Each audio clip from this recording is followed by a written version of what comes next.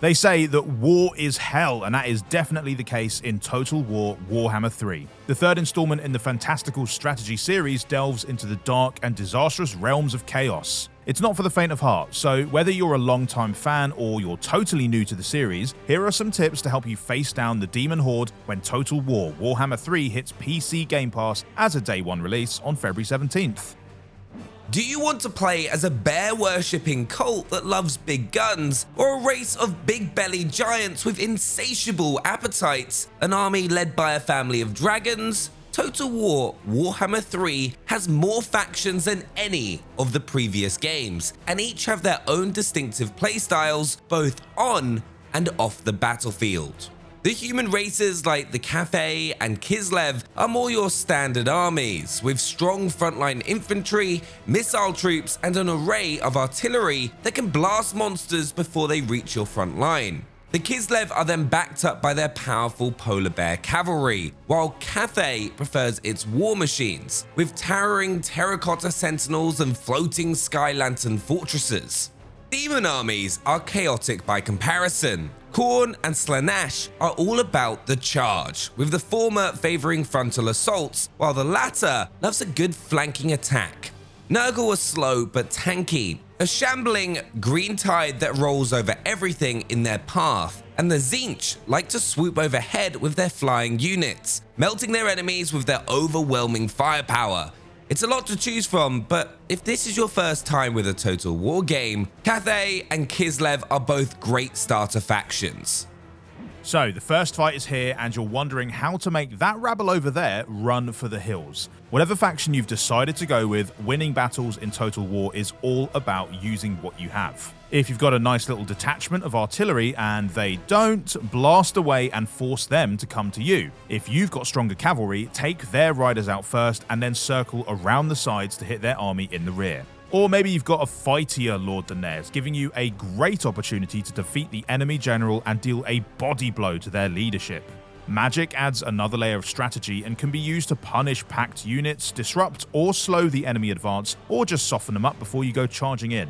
Using units in the best possible way is also about understanding how they match up, and the tags you'll find on each of their unit cards are really handy for this. Anti-large units, for example, are great against big old monsters and cavalry, but can still be overwhelmed if you charge them in the flank or to the rear. Missile units are also great value, since they can focus their fire on a single target to deal lots of damage. That is, if you can protect them from flying and fast-moving monsters. Understanding what you have that they don't and how best to use it is key to dominating the battlefield in Total War Warhammer 3. Like bringing a gun to a knife fight, the balance of a battle depends on what's in each army, but you can always try to level the playing field a bit. Take terrain for instance. Sure, you can sit your army in the center of the map, but if there's a hill, why not put your troops on top of it and watch as the enemy army tires itself out trying to get to you? Turns out those "I have the high ground" Star Wars memes aren't just good content, they're solid battle strategies too.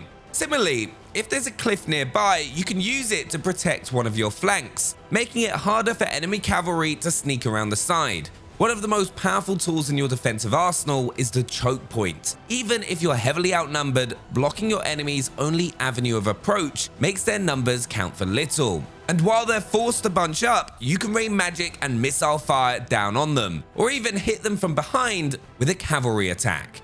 It's important to remember that whoever attacks has the obligation to get aggressive, but if you peck away at the enemy with artillery, magic, or fast-moving missile units, chances are they'll come to you. Before long, you'll want to expand your fledgling empire, and that means it's time for some sieges. Total War Warhammer 3 has improved its settlement maps compared to the second game, also adding a whole new supply system that lets you build towers and barricades to block enemies and create handy vantage points. To take a settlement, your best bet is to stretch the defenders thin by attacking on different sides, or even by hiding units in the trees ready to spring out when you spy a section that has been left unguarded. You can use your artillery to blast their units off the wall, though make sure to place it away from their towers so it doesn't get shot up. Once the walls are free, station your own missile units up there to fire down on unwitting defenders. Bombardment spells are also great for laying waste to enemy fortifications, or just punishing infantry that blobs up to stop you getting through the main gate. If you're defending a settlement yourself, your best bet is to block the enemy on the walls with your troops. Though, if you don't have enough units, you can always create a choke point in the city streets to stall their progress.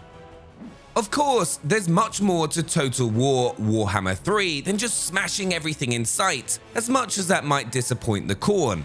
The key to being able to support a flashy, expensive army is to develop a strong economy, and one of the best ways to get income is to establish trade with other factions. If you construct production buildings to take advantage of your valuable resources, this trade will get you more cash. Early on in the game, you'll also want some growth buildings to help upgrade your settlements and unlock new tiers of recruitment for even deadlier units. But if you don't want to spend all your time refighting old battles, it's best to build garrisons in your towns and cities as well, to fend off any opportunistic armies who might want to snatch your stuff. The early campaign of Total War Warhammer 3 is really the quiet before the storm. So be sure to push out from your capital and grab up as much territory as you can. This will give you a strong power base before things take a turn for the worse.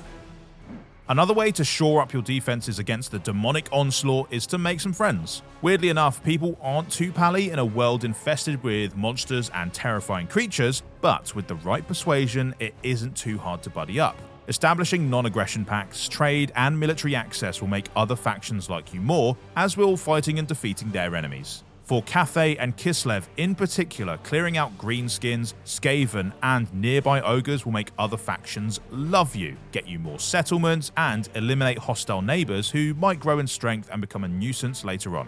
Once you've got some allies, build some outposts in their available settlements to siphon off some of their units. Fancy some dwarven artillery in your army, or even some lizard men? You can only recruit 4 of these allied units per army, but instead of money, they cost allegiance, a resource that you get over time and from helping your newfound friends out. Now you've got a half-decent army, a few settlements behind you, and a friend or two watching your back. So it's time to take the fight to the demons.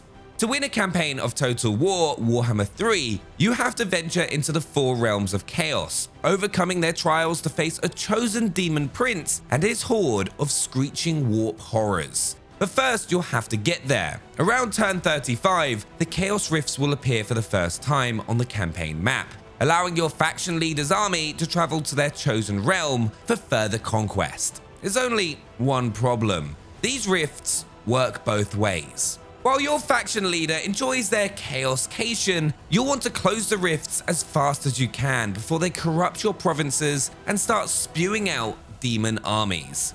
You can use your military to close the rift by force or just pay 1,500 gold with a hero, which is by far the easiest option if you save up a little cash beforehand. While other factions can also close rifts, they don't seem especially on the ball, so you might want to help out your nearby allies if you're feeling generous.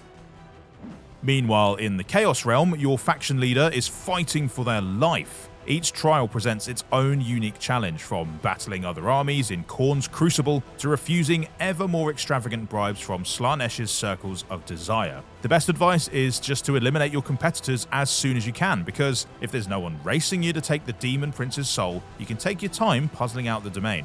Still, your time in this demonic domain is going to be grueling, so use the encamp stance or collect Chaos God boons to replenish your troops when you can. When you come to face the Demon Prince himself, you'll have to capture and defend 3 victory points before he'll poke his head out to be chopped off. You can even summon reinforcements, just make sure that you cycle through to your closest victory point, otherwise they'll all appear back at the start of the map.